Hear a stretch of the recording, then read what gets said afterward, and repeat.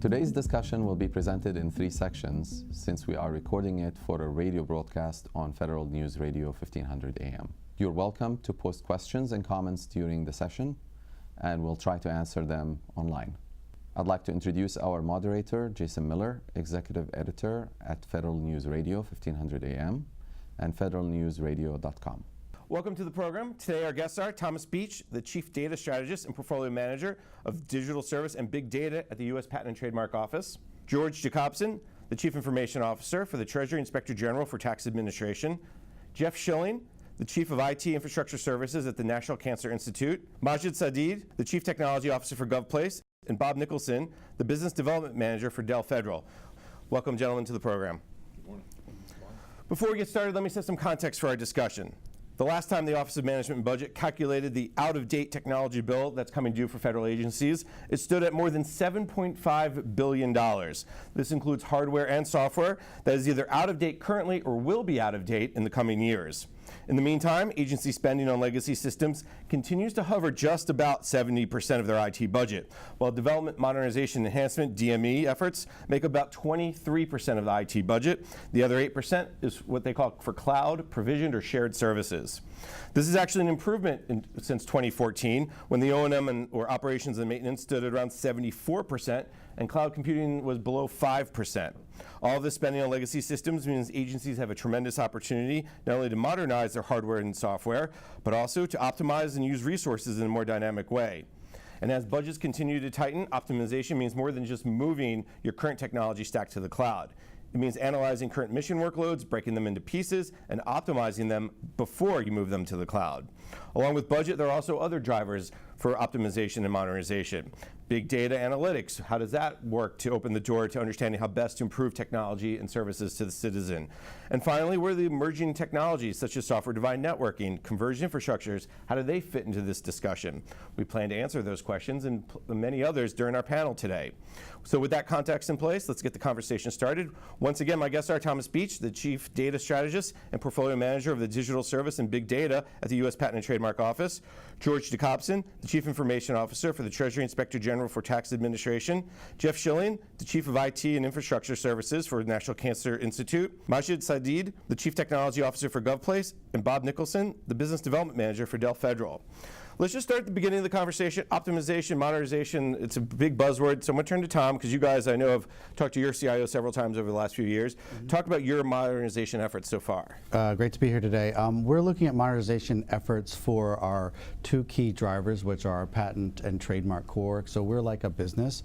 We're a fee-funded agency. So not only are we looking at next-gen tools for examination, we're also looking at big data analytics to know if we're effectively and measurably being cost efficient with the fees that we are collecting, as well as providing the best possible innovation to the user community, which would be the public. And the way we do that is driving down costs through having a big data program where we know exactly what it is we're doing, where we can optimize, and where we can leverage our internal knowledge in a way that's meaningful and useful to the public. So in many ways, what you're doing is you're taking the data that you're getting from how citizens or businesses are using your services and then applying that back to the business. Absolutely. So we're doing performance management through big data.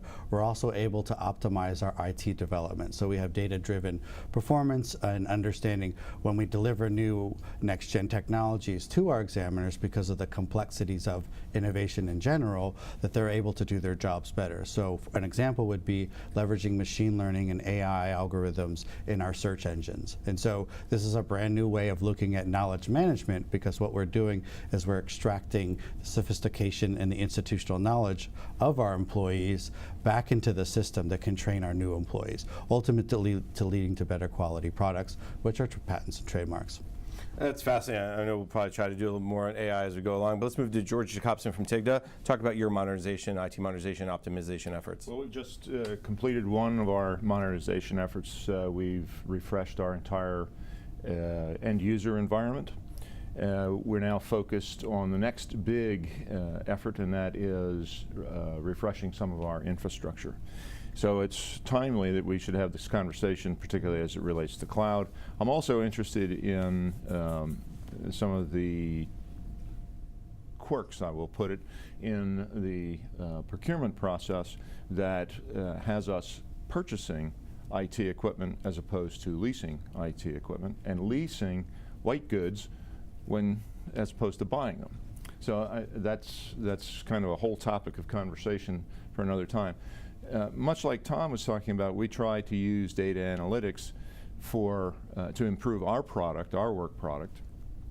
And for your audience, we have a very complex relationship with the IRS. You've heard me say that several times, Jason.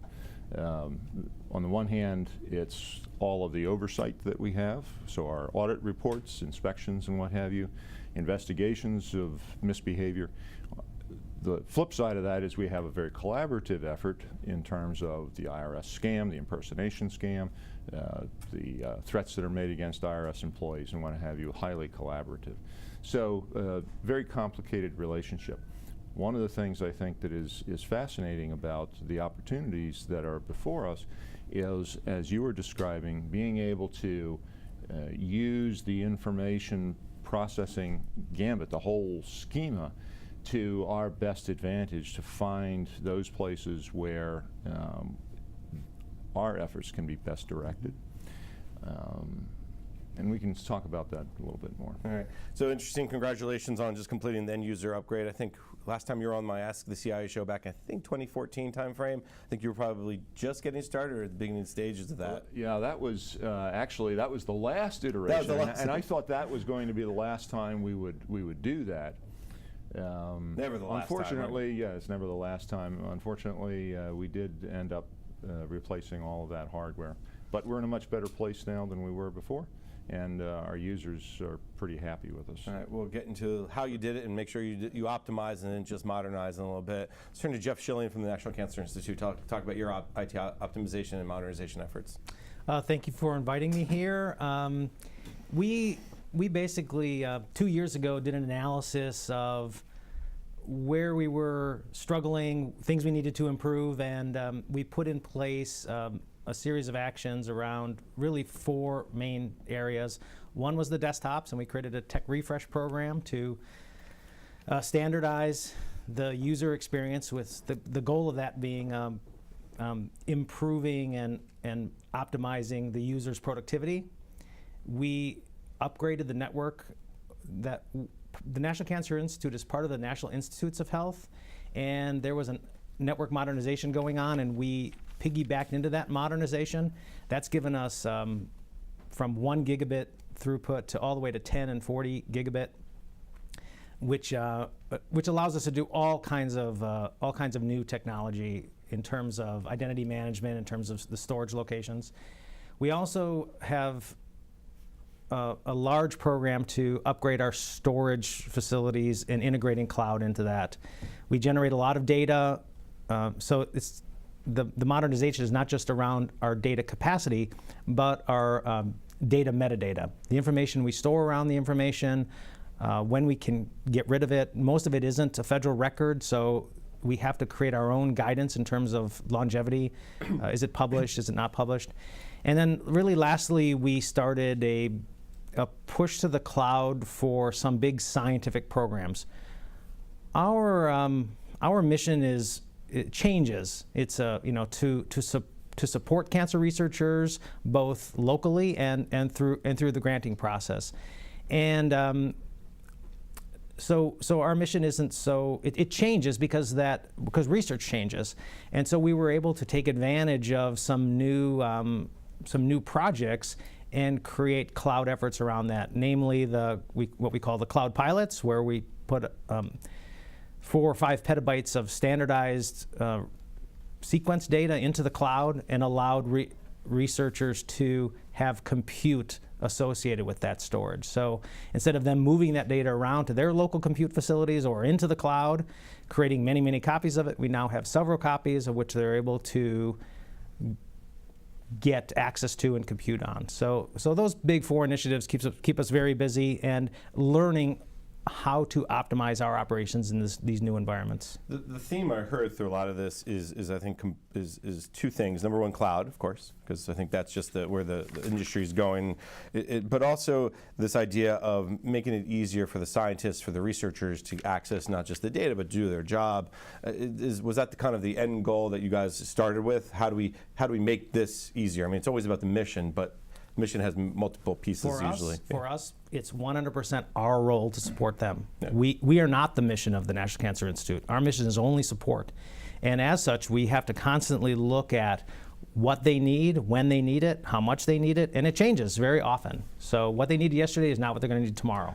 And we have to stay on top of that. Hence why I think those cloud pilots, which maybe we'll get into a little bit. Let's turn to our industry representatives.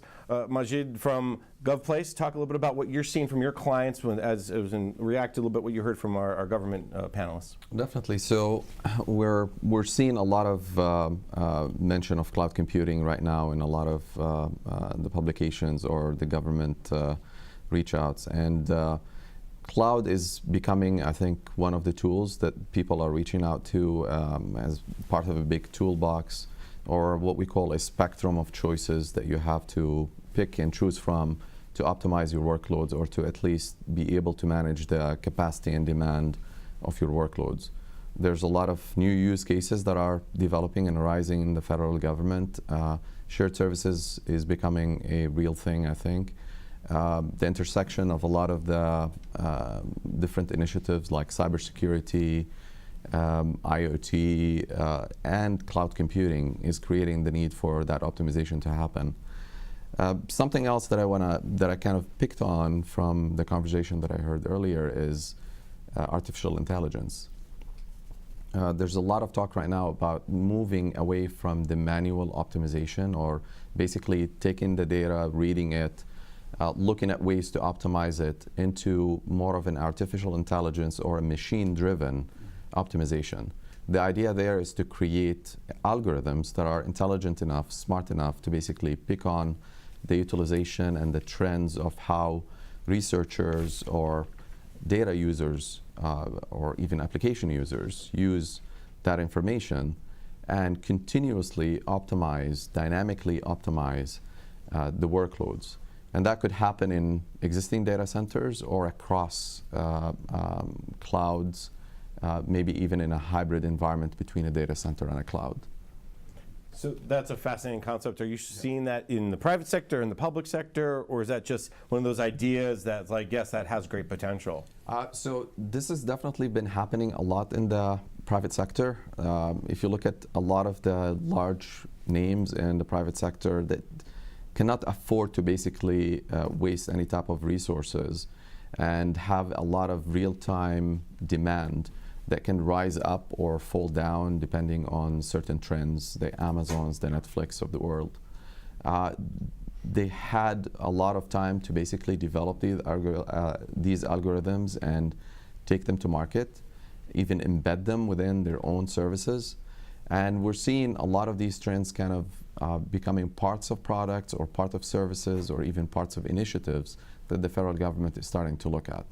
So from the simple idea of just moving to a shared service where you can host a specific service or application and supply it to multiple agencies or components of an agency, all the way to reaching down to the algorithm that specifically divides the workload and spreads it across.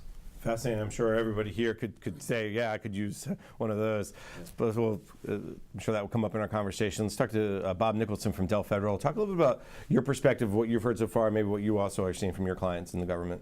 Well, definitely, thank you. So one of the things I think that we see most common is that it's a common issue, right? So all of these use cases are all kind of wrapped around a conversation of how we get there. And so one of the things with Dell's acquisition of EMC that they went all in on was to put all of these technologies under one umbrella, because we can do some of the legwork now in kind of piecing all of these components together. So we do a lot of work around developing reference architectures and things like that, so you can already see how all the components are integrated together. And then our work forward right now is enabling and facilitating those conversations. And so we're working to have all those technologies under envelopes of digital transformation, IT transformation, workforce transformation, and security transformation, because those are the conversations that everyone needs to have, and we want to be able to come in not just as an IT provider, but as a facilitator of those particular conversations. And what I'm hearing just from when I talk to people, for instance, at the General Services Administration, which obviously plays, I'll use the term middleman, but not in a negative way, what they're saying is what agencies want is the entire solution. And I think you're seeing that in some of their Alliant 2 and some of their Oasis. Are you finding that same thing? The agencies just aren't buying or wanting to buy, hey, this one widget, but we want the entire widget pieces and parts that go with it? Well, we're seeing the desire, but kind of to George's earlier point, exactly how do we get there? What do those procurement vehicles look like? How do we move into that consumption model basis and do what other organizations have tried to do, and that is kind of put things in a CLIN that say this is what we get as a business outcome. But it's there's a lot of stakeholders that need to be at the table in order to find out exactly what that looks like, and I think that's the difficulty right now, is finding out exactly who needs a say, and then how does that translate into a procurement vehicle and the right price, to be quite honest. George. I think one of the challenges that we have is, and you heard the three government practitioners mention this earlier, so you have someone whose ultimate goal is to put the information they have out there for the public's consumption. On the other extreme, you have two of us who are saying, from a law enforcement perspective or from a personal privacy and research perspective, we don't necessarily want that data out there because it's an intrusion in privacy, and it may lead people to draw false conclusions because they don't have the ability to look at the entire picture. And I think this is one of the challenges that we have as an organization, whether we're dealing with as a comparison to the private sector or dealing in the procurement cycle, is to get very clear definitions around that and what it is we want and how you go about doing that. And it's the challenge for the government is that it is so broad. Right. Again, back to the census information, which we want to push out there as a government agency, to the other extreme where, and then you get into the Intel and the DoD communities, and that's an entirely different world unto itself. So you got to understand, what's your audience, what is the nature of your data, how sensitive is that, and then you can start to have some of these other constructs put in place. Unfortunately, to try and do something like that on a line item makes it either incredibly, it's starting to look like the tax code in terms of how complex it is, or you leave it so wide open that trying to put SLAs in place and trying to put agreements in place that don't leave these gaping holes as to make it impractical. So I think these are part of the challenges that we're wrestling with, and let's be honest about this. This is relatively new territory for us all. On the one hand, people have heard me say, you've heard me say it, Jason, this is time sharing. For those of us who have been around long enough, this is time sharing revisited. We've rebranded ASPs, alternative right. service provider. All of that sort of stuff is coming back around, and so the pendulum swung from one side to the other. Maybe our children or our grandchildren will be around to see the pendulum swing back in the other direction. But I think I gave Tom a little heartburn when I mentioned ASPs. George, that was a great point. Let's take a quick break. We come back. We want to talk about this idea of moving as we move to the cloud, as agencies optimize, because I think the point that was made earlier is the solutions point in some decisions to be made between public, private, hybrid, cloud, and the piece. You're listening to the panel discussion, Government's IT Modernization Imperative, sponsored by GovPlace and Dell EMC on federalnewsradio.com and 1500 AM.